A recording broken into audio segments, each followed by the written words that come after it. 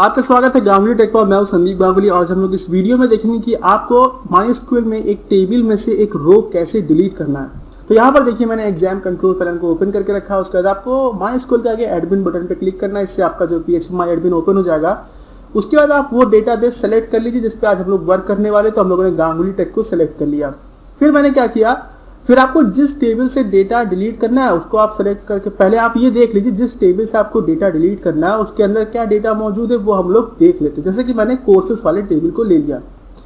उसके बाद मान लीजिए कि मैं इससे जो है आपका ये जिस कोर्स का नाम माइस्क्यूएल डेटाबेस है मैं इसे डिलीट करना चाहता हूँ। उसका ID क्या है 1 है। तो इसको डिलीट करने के लिए आपको क्या करना है, चलिए वो देखते हैं। पर ये आप एक चीज़ देख लीजिएगा, जो ID 1 है इसको आप याद रखिएगा। तो आप SQL में जाइए। फिर आपको डिलीट करने के लिए क्या करना है, आपको डिलीट लिखना है। फिर आपको फ्रॉम लिखना है, टेबल का नाम लिखना है जो कि यहाँ पे कोर्सेज है। उसके बाद आपको लिखना है वेयर लगाना है। वेयर इसलिए लगाना है क्योंकि हमें ये भी बताना पड़ता है कि आप कौन से रो को डिलीट करना चाहते हो, और इसीलिए हम लोगों ने ID वाले वैल्यू को लिया है। तो वेयर लिखा, वेयर ID इक्वल टू 1। तो जहाँ पर ID 1 के बराबर है उस वाले रो को डिलीट कर देना है। आप फिर से कोर्सेज टेबल में कौन सा डेटा मौजूद है उसका आउटपुट देख लेते हैं। तो आप देख सकते हैं यहाँ पर कोर्सेज टेबल में जिसमें ID 1 है वो उसका नाम है माइस्क्यूएल डेटाबेस। तो ये क्वेरी रन करने के बाद ये वाला रो डिलीट हो जाएगा। तो हम लोग चलिए करते इसको रन करते हैं।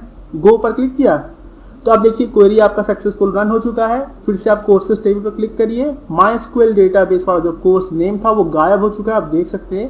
तो ये इस तरीके से आपको डिलीट करना है। नेक्स्ट चीज़ जो मैं आपको बात बताना चाहता हूँ वो ये है कि जब आप डेटा को डिलीट करते हो तो एक बात को ध्यान रखना है, और वो ये है कि जो आप डिलीट करेंगे, डिलीट के साथ आपको हमेशा वेयर कीवर्ड का ज़रूर यूज़ करना है। अगर आपने डिलीट के साथ वेयर कीवर्ड का यूज़ नहीं किया, जैसे कि मान लीजिए आपने क्वेरी इस तरीके से लिख दी, जैसे आपने डिलीट लिखा, फ्रॉम लिखा और उसके बाद आपने सिर्फ कोर्सेज लिख दिया और फिर आपने सेमीकोलन लगा दिया, आप जो है वेयर लगाना भूल गए, तो उस केस में क्या होगा, कोर्सेज टेबल में जितना भी डेटा मौजूद है, जितनी भी रोज मौजूद है, सब की सब डिलीट हो जाएंगी। और इससे भी आप इसका जो है आप जो रिवर्स भी नहीं कर पाएंगे।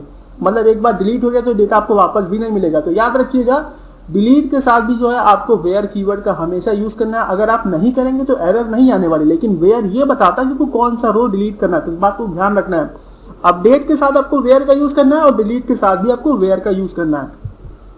तो अब अगर आपका इस वीडियो से जुड़ा कोई भी डाउट हो तो आप कमेंट सेक्शन में पूछिएगा। और अगर अभी तक आपने मेरा चैनल सब्सक्राइब नहीं किया तो कर लीजिए, जिससे कि सारे फ्यूचर अपडेट्स आप तक पहुंचते रहे। और ये वीडियो देखने के लिए आपका धन्यवाद।